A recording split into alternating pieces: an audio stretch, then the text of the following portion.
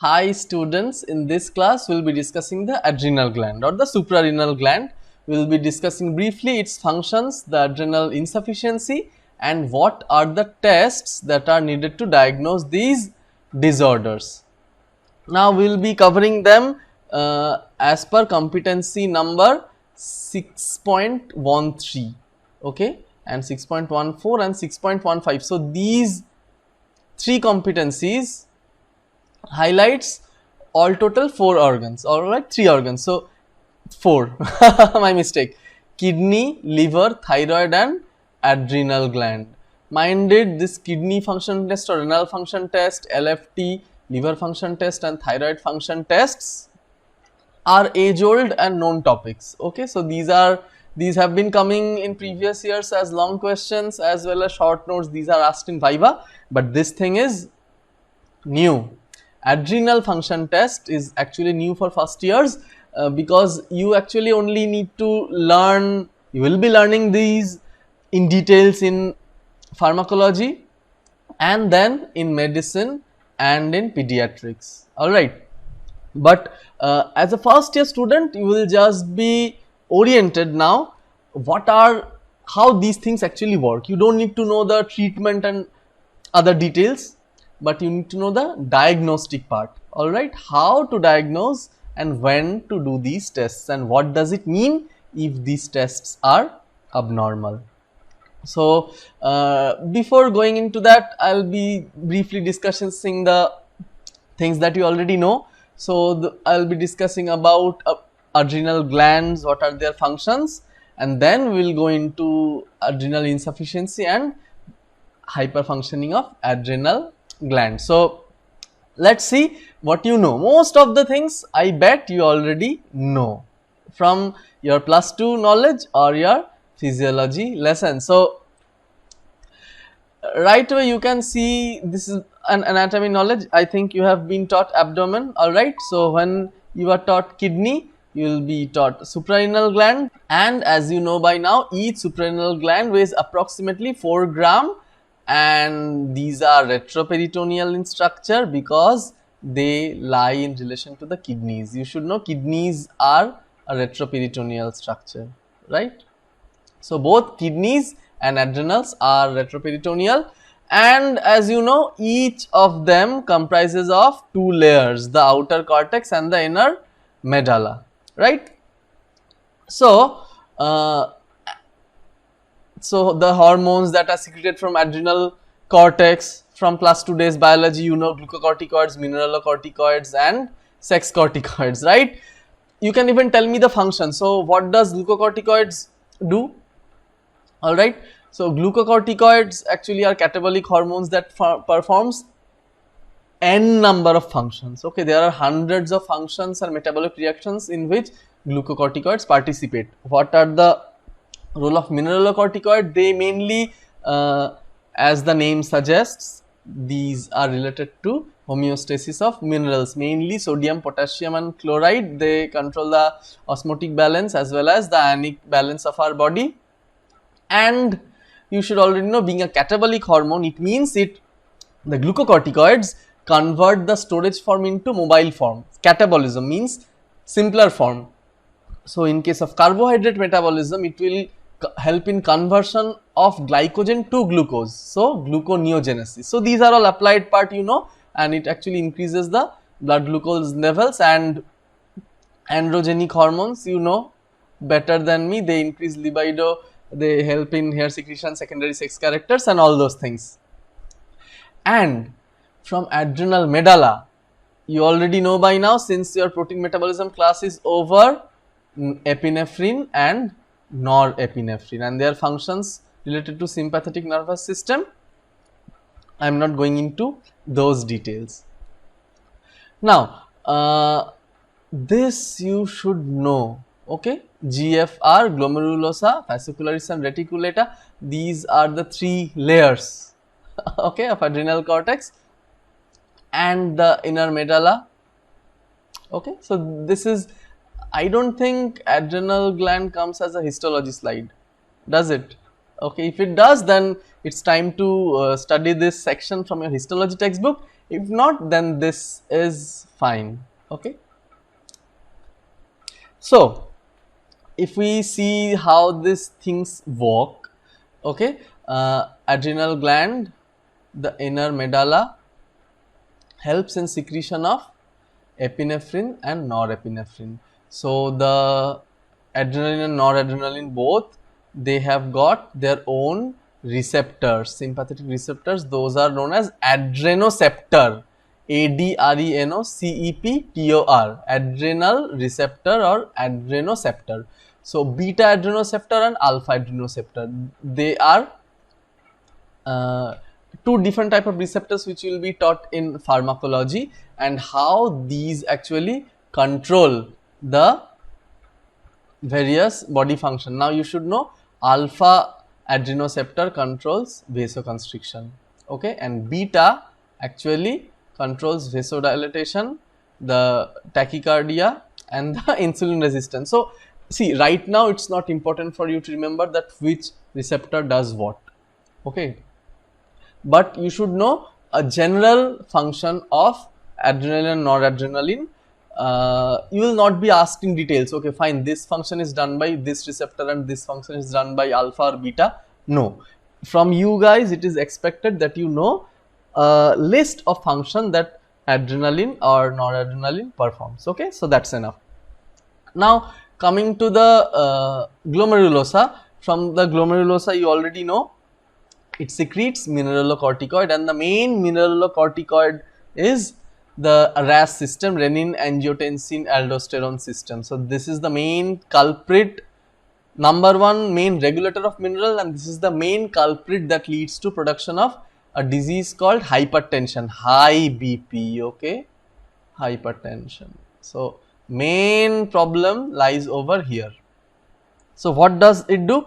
Aldosterone ultimately acts on mineralocorticoid receptors, okay, and they help in sodium retention. So sodium is increased in the body, potassium wasting, potassium is let go from the body, so potassium is shed out, okay, and it leads to metabolic alkalosis. Therefore the main culprit that leads to hypertension is actually increased sodium. So you must have heard to lower salt intake, right? So most of, I hope that none of you have got hypertension. If any family member of you, any senior family members or any brother or cousin have got hypertension, the one essential hypertension means this, due to this RAS, renin angiotensin aldosterone axis, this is notorious, and the patient should always be instructed to lower their salt intake, okay, so low sodium diet. And not only mineralocorticoid receptor, juxtaglomerular apparatus also plays a role, because they ultimately help in secretion of the renin. So this is a complete cycle which again you will be taught in medicine and in physiology. So it's important for you to know the renin angiotensin aldosterone system and how renin is converted from angiotensinogen. Renin acts on angiotensinogen to convert it into angiotensin 1, and then angiotensin converting enzyme, that is ACE, converts the angiotensin 1 to angiotensin 2, and this ACE is one of the key enzymes in this system. So this is one of the key area for pharmacological inhibition. So we use drugs like that are called ACE inhibitors, okay, ramipil, captopril, okay, those are all antihypertensive drugs, right? And not only that, there are also newer group of drugs that actually blocks these mineralocorticoid receptors or angiotensin receptors. So they are known as angiotensin receptor blockers or ARBs, okay. So I will give you one example of ACE, that is ramipril, and I will give you one example of angiotensin receptor blocker, that is losartan,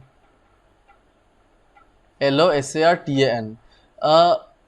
Most of the current generation drugs contains a combination of losartan, okay, losartan hydrochlorothiazide, that is a diuretic. So this name losartan CAR H. This might sound familiar, okay, to the relatives of the patients who are taking antihypertensive drugs. So these mineralocorticoids are a very favorite area for hypertension. Okay, hypertension and hypertension related pathologies are related to mineralocorticoids, but these are not the main area of focus. Okay, our main area of focus is this, the adrenal cortex and mainly the fascicularis and reticulata zones, because they help in secretion of glucocorticoids.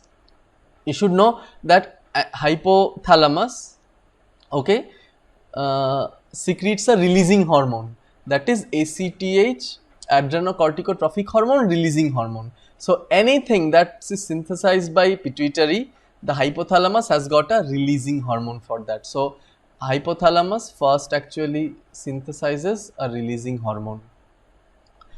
Anterior pituitary, in response to that releasing hormone, synthesizes POMC, okay, pro-opiomelanocortin. You should know this name, okay, POMC, pro-opiomelanocortin, because it is a precursor hormone which actually cleaves into two hormones. So one is ACTH and one is beta LPH, that is lipotrophic hormone, okay, lipotrophin, and that lipotrophin helps in pigmentation. Alright, so the name melano is included in the parent hormone, so pro-opiomelanocortin, right. So now we are concerned about the zona fascicularis and reticulata, because ACTH stimulates the adrenal cortex, specifically those two zones, to secrete either androgens that will help in androgenic function, secondary sex characters, libido, hair secretion, etc., or the glucocorticoids, that is the cortisol. And as you know, these are steroid hormones, they act by nuclear receptors and they have got hundreds of functions in the body, alright. They regulate carbohydrate metabolism, they regulate all type of metabolism, they regulate central nervous system action and so many things which I can't complete if I start telling you one by one, alright. Basically we will be dead if the steroid secretion in our body suddenly becomes zero. It's so important, right. However, you should know that these actually exert a negative feedback on the hypothalamus. So once these are secreted, they actually send information to absolute parent, that is hypothalamus, that we don't need anymore steroids. So hypothalamus stops secreting releasing hormone, that releasing hormone stops stimulating the anterior pituitary, that anterior pituitary will stop secreting ACTH, and then ACTH will stop telling the adrenal gland to secrete more and more cortisol. That is a negative feedback mechanism, alright. So you should know how the adrenal cortex and adrenal medulla, and in between the adrenal cortex how the glucocorticoid and the mineralocorticoid functions. So okay, let me tell you briefly, you should know this from your physiology lessons, that what are the function of mineralocorticoid, okay.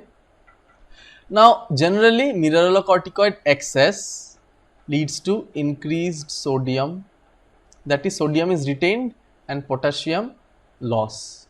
This is what aldosterone causes. See, this is the second point. Increases renal tubular reabsorption of sodium and secretion of potassium, okay. Not only kidneys, it anywhere where there is ion channels, the salivary gland, the sweat gland, intestinal gland, epithelial cells, aldosterone will stimulate there. And its deficiency, what will happen in its deficiency? So normally physiologically it causes retention of sodium and secretion of potassium. If it is in excess, it will lead to excess retention of sodium, leading to hypertension. However, if it is deficient, if the mineralocorticoid synthesis or secretion is deficient, this normal function will be hampered. So now the body will fail to lose potassium, and believe me, increased sodium can be tolerated to a huge extent, because you know the normal range of sodium is 135 to 145 and it can range from 120 to 150. Fine, no symptom at all. But potassium, the range is very narrow.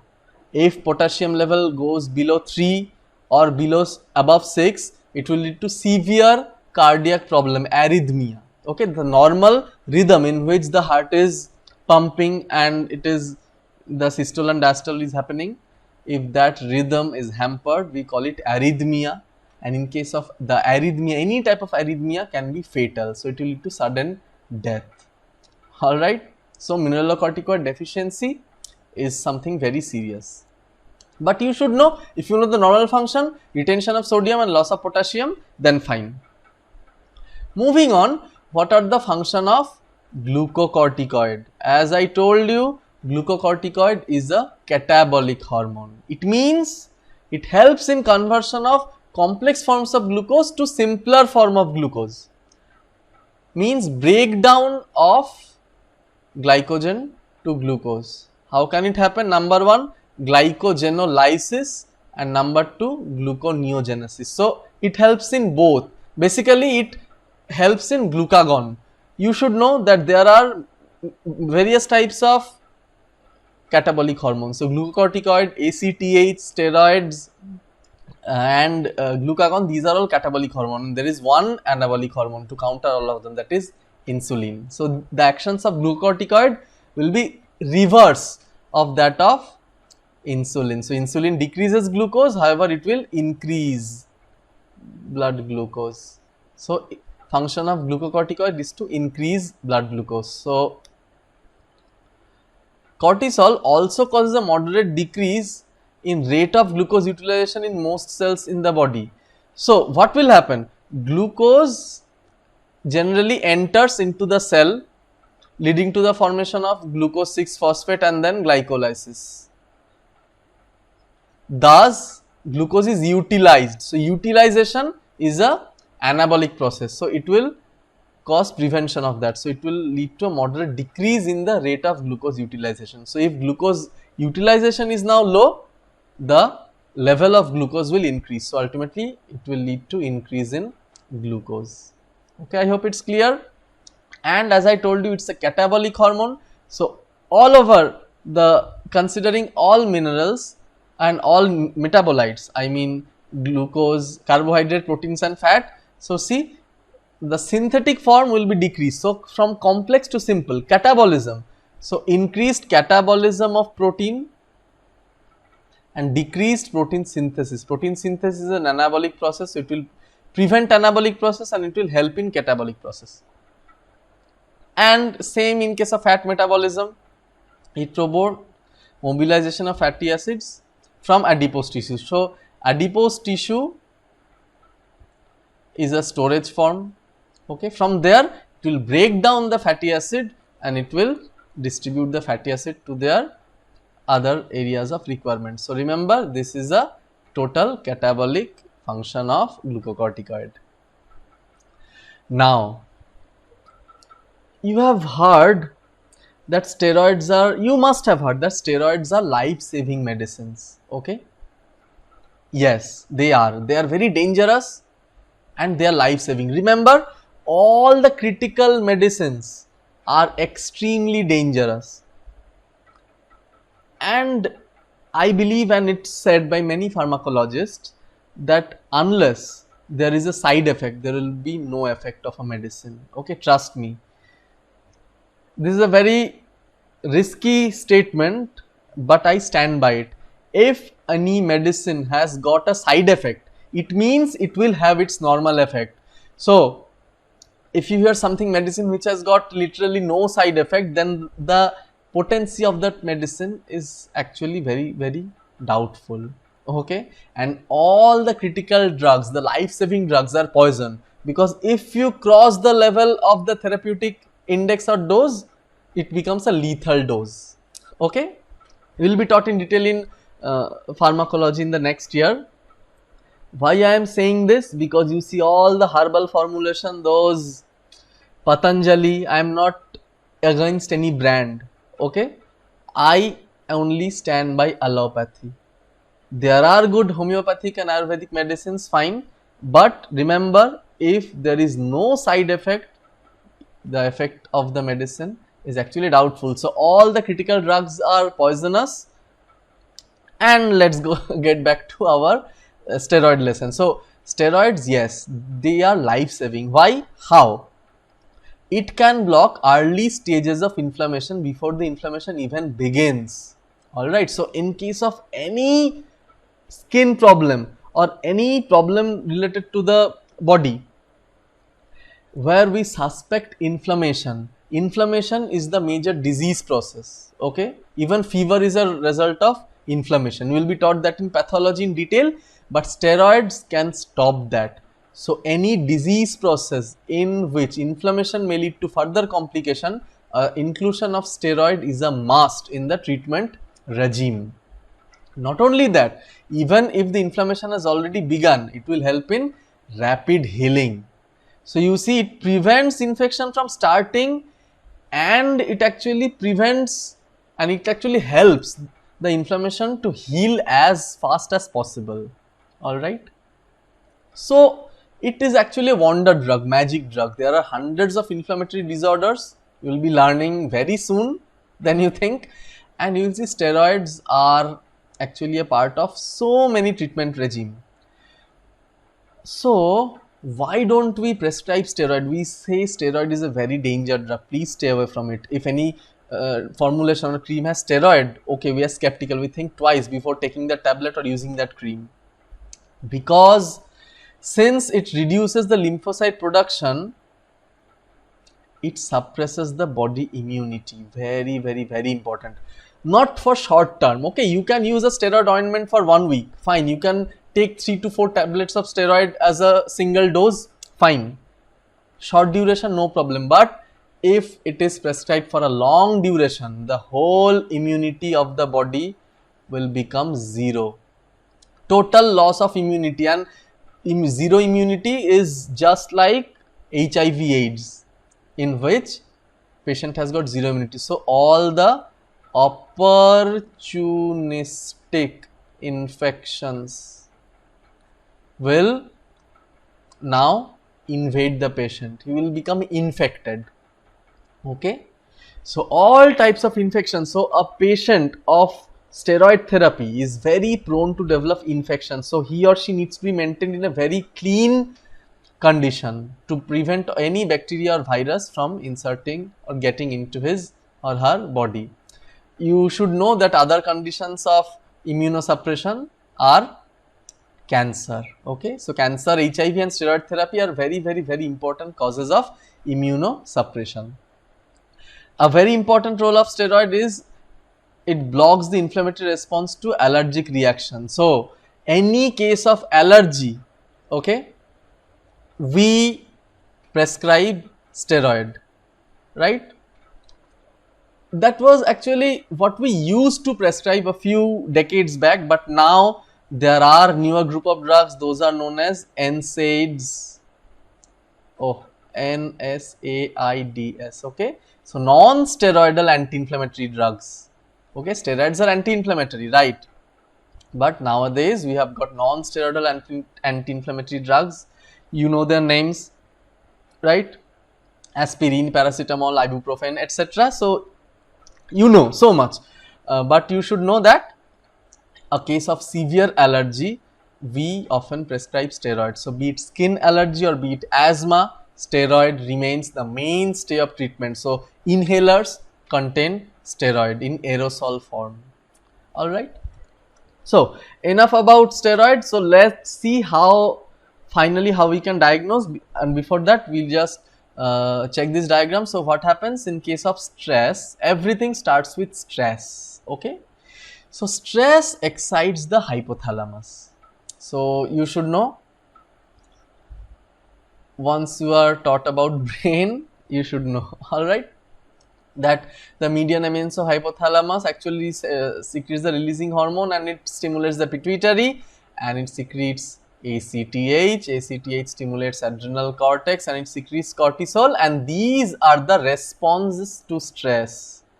So gluconeogenesis. So when stress happens under the action of cortisol, gluconeogenesis, protein mobilization, fat mobilization and lysosomal stability. So all of them relieves stress. Okay. And not only that, since stress is relieved, we don't need any more cortisol. Okay. So if there is a stress, we need stress relievers. So these are the stress relievers, and this is the stress creator, that is cortisol. Okay. You should know, as I told you, that cortisol has got direct inhibition at the level of pituitary and hypothalamus. So it inhibits ACTH as well as the releasing hormone from hypothalamus.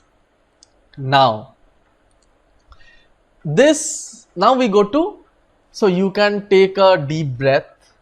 Okay, if this was too much for you, you can pause this video, you can come back later, because we don't have many things left now. Okay, only the last part where we look into few causes of adrenal insufficiency and hyperfunction of adrenal gland and the adrenal function tests.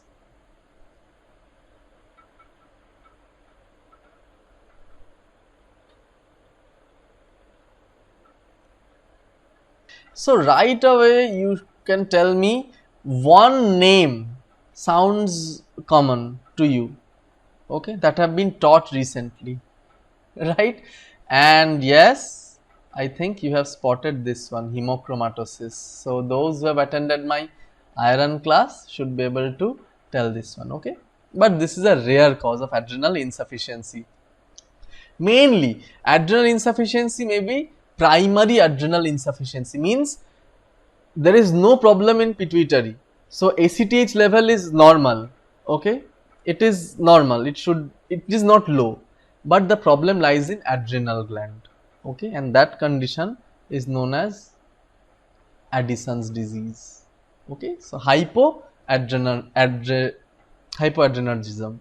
Okay, now there are many other causes of adrenal insufficiency. You don't need to remember anything else. Okay, just remember Addison's disease and one cause of Addison's disease. Okay, you can remember anyone, you can remember TB, you can remember HIV, bas, you are done.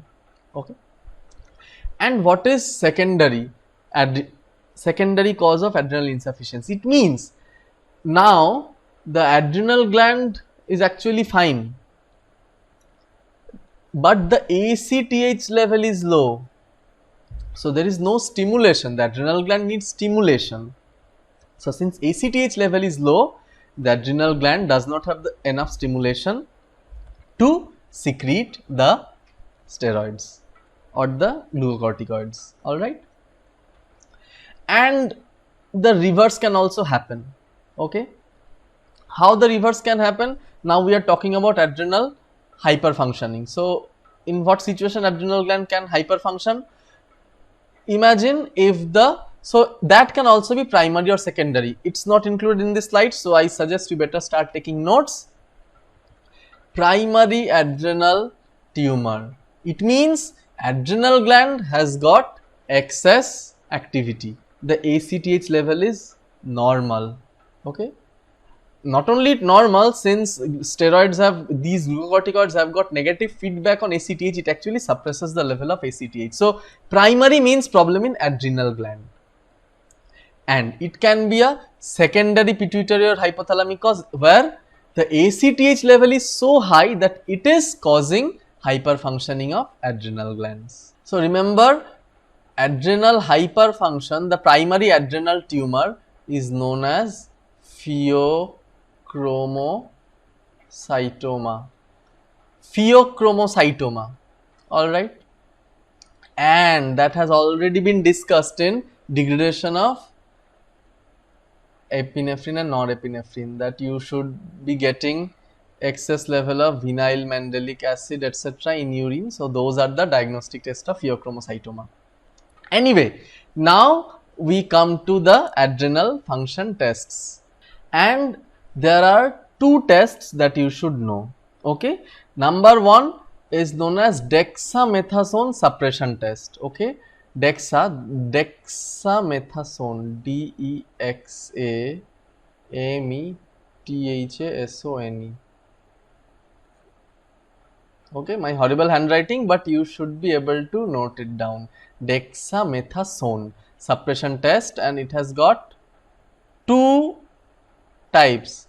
Number one is high dose dexamethasone suppression test and low dose dexamethasone suppression test. Generally, the low one is done first and then the high level dexamethasone test is done. Okay, and ACTH suppression test. So, there are two types. Dexamethasone suppression test is done to diagnose adrenal hyperfunctioning.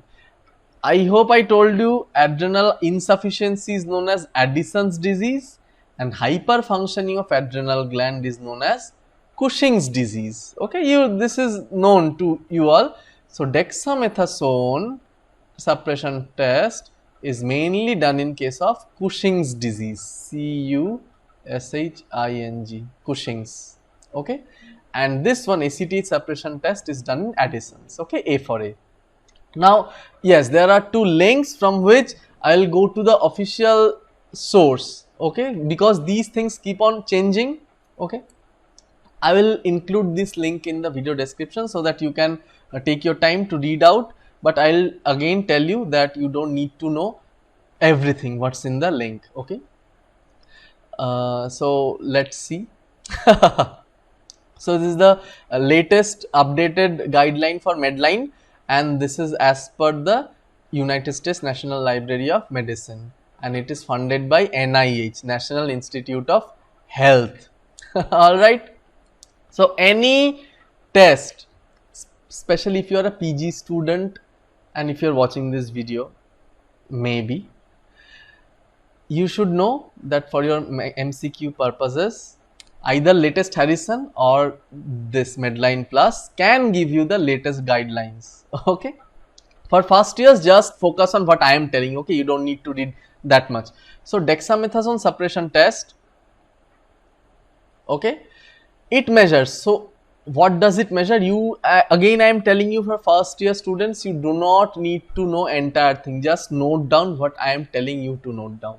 So, dexamethasone suppression test measures whether ACTH secretion by the pituitary can be suppressed. Okay, it means what? Dexamethasone suppression test, dexamethasone is a synthetic steroid. Okay, normally what happens, the glucocorticoids suppresses the ACTH from pituitary, right? Normally, if the adrenal gland is in hyper mode, that is in Cushing's disease, the ACTH remains in constant suppression. Okay, the reverse can also happen. It means there could be high level of ACTH that is actually producing the adrenal hyperfunction. Okay, so if there is problem in adrenal gland, the response of the pituitary gland to excess steroids will be normal. It means what?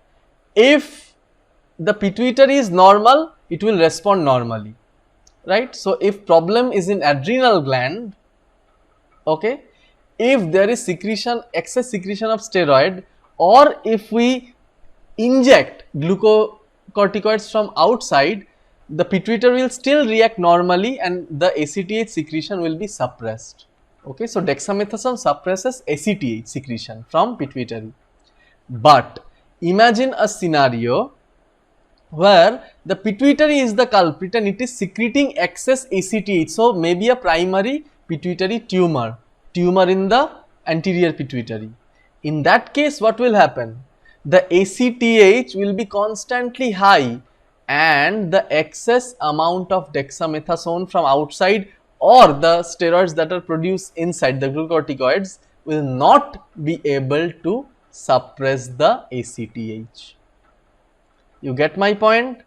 So, if problem is in pituitary gland, it will not react to this dexamethasone suppression test, right?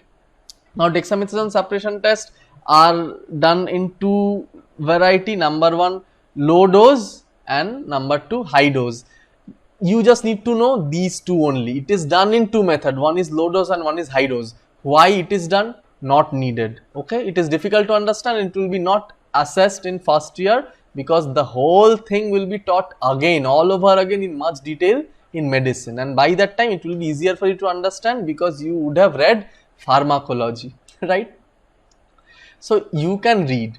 Okay, so there are things written here how to prepare this test. So basically an intern who is performing this test for the first time can jolly well go through this article and know, or even if you are a first year medicine MD student, you don't have any idea, you can get an idea. Okay, for first year students, what's important? Number 1, the first line, dexamethasone suppression test measures whether ACTH secretion by pituitary can be suppressed. This is needed. And this one, what abnormal results mean? Okay, it means, so if it is problematic, so adrenal tumor that produces cortisol or primary tumor that produces ACTH, so we can differentiate between them. Okay, or there may be third type, okay, in which a tumor in the body, okay, there are tumors like that simulates function of any other endocrine organ. So a specific type of tumor that is known as ectopic Cushing syndrome. So tumor is not in the pituitary gland, but that tumor will secrete ACTH and ultimately that will lead to Cushing syndrome. So all these things can be differentiated using this dexamethasone suppression test. Okay, believe me, you do not need to know the interpretations of what happens in Cushing syndrome caused by adrenal tumor or ectopic or primary pituitary tumor. You don't need to remember. Of course, these will be variation in the results of low dose and high dose dexamethasone suppression test, but trust me, you should, what is the requirement at your level? You should know that dexamethasone suppression test is used to measure if the ACTH secretion by the pituitary can be suppressed or not. And what it actually diagnoses, it helps us to diagnose and differentiate adrenal tumor or a pituitary tumor or an ectopic Cushing syndrome producing tumor. You get my point? So that's what all is needed. It's not over yet. And the next is ACTH suppression test. Okay, again, those who are interested to read, I will include the link in the video description, so you can, if you are free after you have completed your huge biochemistry, physiology and excess syllabus of anatomy, you can go through it, okay, for your time pass. Now, the ACTH stimulation test measures how well the adrenal glands respond to ACTH hormone. ACTH hormone is produced in the pituitary gland that stimulates adrenal gland to release a hormone called cortisol. So see, one is stimulating the other. So in case of dexamethasone suppression test, we were testing the sensitivity of pituitary, but ACTH stimulation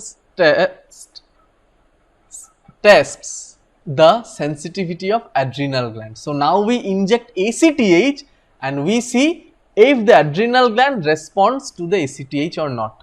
So what will happen? What is the use of this? Again, now there is adrenal insufficiency. It means adrenal gland is not secreting. We do this ACTH stimulation test when there is Addison's disease, means the adrenal secretion is very low. So it can happen due to, number 1, there is problem itself in the adrenal gland. Alright, it means ACTH level is normal, and in that case increased ACTH injection will have no effect on the adrenal gland because the problem is in adrenal gland, they are insensitive to ACTH. But if this Addison's test is secondary, it means if Addison's disease, it means if the ACTH level is low but the adrenal gland is normal, so it is due to the lack of stimulus for which the adrenal gland is insufficient in its function. So that thing can be diagnosed and differentiated by ACTH stimulation test. So likewise, you should know what abnormal results mean. Okay, It means acute adrenal crisis. No, see, abnormal results can be there in many things. Okay, the problem, there are, excuse me, in case of the excess adrenal function, there were 3 diseases. You remember, one was problem in pituitary, one was problem in the adrenal, and one was problem in elsewhere. Okay, similarly over here, this can be problem in pituitary gland. So pituitary gland is not producing enough hormones such as ACTH, or problem in adrenal gland. Adrenal gland is not producing enough cortisol. All right. However, there is a third entity in which there are other reasons. It means the problem is not with adrenal gland, the problem is not with pituitary. Both of the secretory function is normal, but the problem lies elsewhere, due to which there is decreased steroids, and that is a life threatening condition. I will show you. I actually deliberately skipped that condition. So in this page, what you need is, you can pause this and you can actually note this sentence. If you have already not written it by now, I think it's very easy and you can write this on your own. So abnormal result means either Addison's disease or hypopituitarism or acute adrenal crisis. Now let's see what are the reasons of acute adrenal crisis. It was told in this slide. Okay, so see, metastatic carcinoma, very important. Most common cause. So a tumor that is actually suppressing the ACTH, it can happen. And in case of iatrogenic causes, iatrogenic means man-made. All right, iatrogenic, or it can be yes, it has created something, which has been created without, unintentionally created. So iatrogenic bilateral adrenalectomy. Patients of kidney transplantation, okay, or kidney cancer, if there is a nephrectomy due to upper pole of the kidney, suppose there are cancer at the upper pole of the both kidneys, so we have to remove the kidneys, half of the kidneys, and along with that bilateral adrenalectomy is done.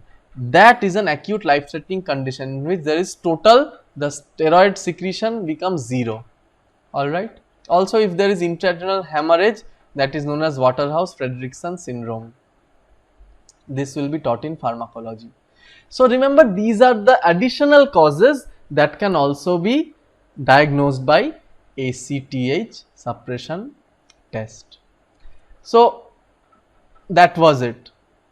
All right. So remember, dexamethasone suppression test is for Cushing's. There are low and high doses. It can help you to diagnose whether the problem is in pituitary or adrenal, considering the excess secretion of hormones. But this ACTH suppression test is done in Addison, and over here the secretion of the steroids and the glucocorticoids, mineralocorticoids are very low, but this low can be due to problem in adrenal or problem in pituitary or some ectopic cause like metastatic carcinoma and Waterhouse-Friderichsen syndrome or bilateral adrenalectomy. And over here, this could have been due to an ectopic tumor that is producing excess ACTH.